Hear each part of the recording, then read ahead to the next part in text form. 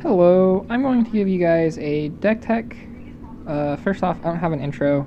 I'm not really big to YouTubing, but I'm just going to give you guys a quick deck tech on the deck that I have been doing pretty decent with at my local F&M, and that I can't wait to take to a PTQ to try. This video is unofficially sponsored by Collector's Cash. It's the card shop I go to. It's pretty awesome. They give you great deals on singles, so let's get into the deck. First off, you could say I'm playing green-red monsters, green-red mid-range, or red-green dragons. It doesn't really matter. So starting off at the top of the curve, 4 Elvish Mystics. Elvish Mystic is pretty good. If you turn 1 it, you're doing really good. You're playing everything a curve ahead of everything. Rattleclaw Mystic, obviously at 4. I don't have Sylvan Caryatids. This is my most prized one. It's a 4-in buy a box promo. And it's really good. It does tap for red or green, so it limits me. So I'm really okay with that, honestly. The deck runs 2 Ashcloud Phoenix. Ashcloud Phoenix is honestly a really good card. When it dies, it's turned down into a morph, and then costs, I believe, 6 to unmorph, if the camera will focus. Yeah, it costs 6, and it has actually a really good effect. Sorry, I moved the card again. Basically, when Ashcloud Phoenix is turned face up, it deals 2 damage to each player, and it's a 4/1, so it's really good. It kind of makes your opponent really think if they want to have it die. I think this is the breakout card out of the deck. I run 3 Thunderbreak Regent. I want to have 4. I want to actually have the Game Day promo that just came out, but it's really good. I'd rather hit this on turn 3 than an Ashcloud Phoenix, because if your opponent's playing black, they're most likely going to take 3 before this creature dies. This is a card not most decks play. I play Surrak the Huntcaller. I would play Polychronos, except I like Surrak the Huntcaller a lot better.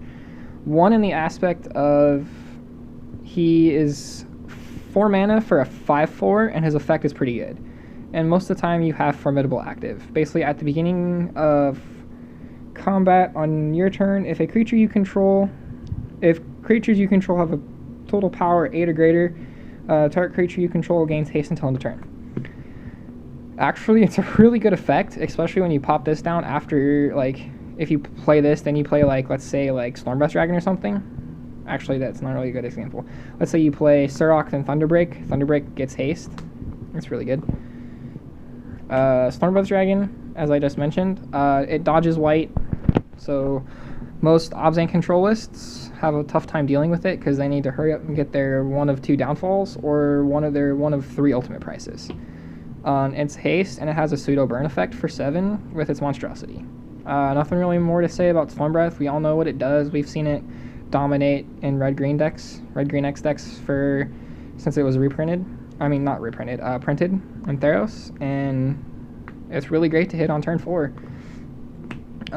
My high end is 4 Flying Godzillas, or otherwise known as Dragonlord Atarka.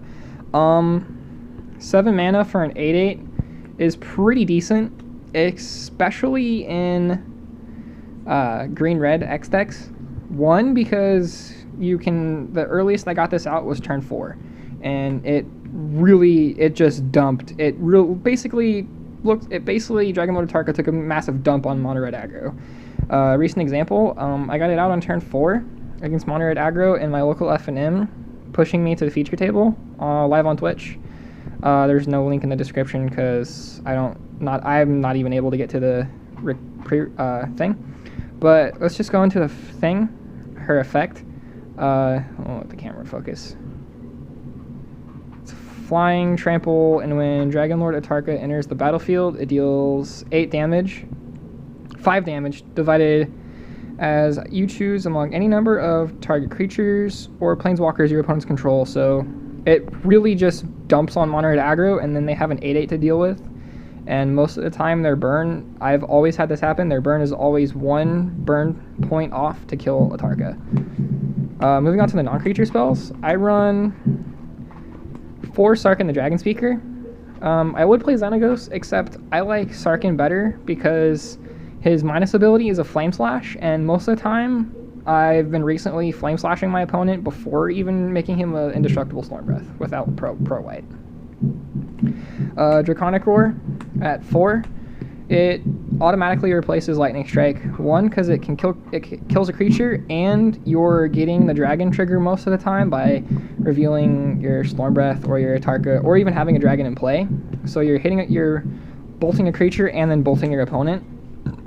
There's nothing really more to say about this. It's even at instant speed, so it makes it even better. And plus the art's really awesome. Moving on, I run 2 Roasts in the main board. 2 are in the sideboard, which I'm currently working on my sideboard right now. Roast is really good.